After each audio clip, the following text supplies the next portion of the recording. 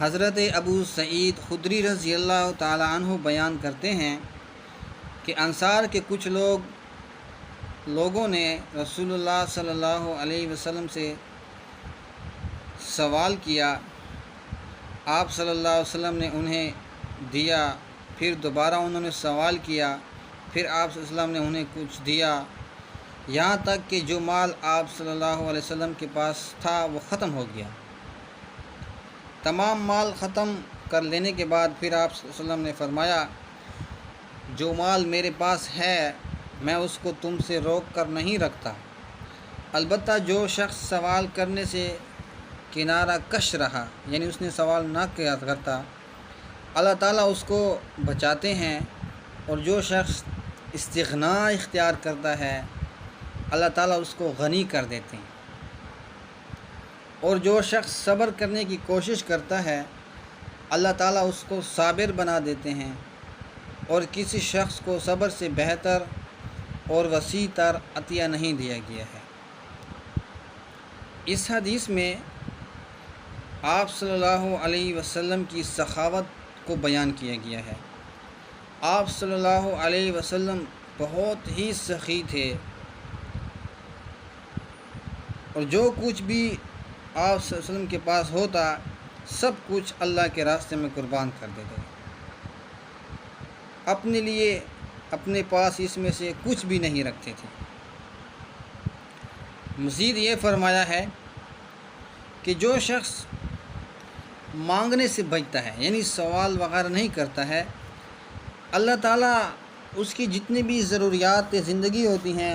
اس کو خود پورا کرتے ہیں۔ لوگوں کے سامنے ہاتھ نہ پھیلانا یہ اچھے اخلاق میں سے ہے۔ قرآن مجید میں ایسے لوگوں کی تعریف کی گئی ہیں جو ضرورت مند ہونے کے باوجود بھی،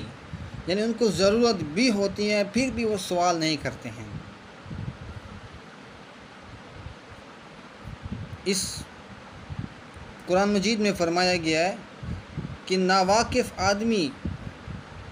ان ضرورت مندوں کو غنی اور گمان کرتے ہیں ان کے سوال نہ کرنے کی وجہ، حالانکہ تم ان کے چہروں سے ان کو پہچان لو گے، یہ لوگوں سے نہیں مانگتے، پیچھے پڑتے۔ یعنی اس مطلب یہ ہے کہ ان کو ضرورت تو ہوتی ہے لیکن وہ کسی کے سامنے اپنے ہاتھوں کو نہیں پھیلاتے ہیں، اور جو شخص استغناء اختیار کرتا ہے اللہ تعالیٰ اس کو غنی کر دیتے ہیں۔ جو لوگوں سے استغناء حاصل کرتا ہے، یعنی اس کا ہاتھ اگرچہ خالی ہوتا ہے، یعنی اس کے پاس کچھ نہیں ہوتا، اس کی جیب میں کچھ بھی نہیں ہوتا ہے، مگر اس کے دل کا اعتماد اور بھروسہ صرف اللہ تعالیٰ کی ذات کے اوپر ہی ہوتا ہے۔ اس کو مزید دوسری حدیث میں بیان کیا گیا ہے کہ بہترین غنی نفس کا غنی ہوتا ہے، اور غنی وہ ہوتا ہے جو صرف اللہ جل شانہ کا محتاج ہو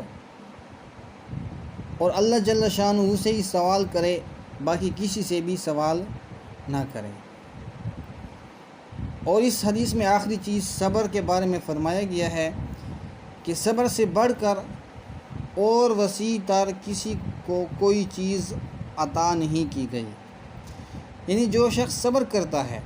اللہ تعالیٰ اس کو اپنے خزانے سے روزی عطا فرماتے ہیں۔ اسی وجہ سے ایک حدیث میں فرمایا گیا ہے کہ جو شخص 3 دن صبر کر لے، کسی کے سامنے اپنے فقر کو، اپنی بھوک کو بیان نہ کرے، اللہ اس پر 1 سال کی حلال روزی کا دروازہ کھول دیتا ہے۔ اقول قولی ھذا واستغفر اللہ۔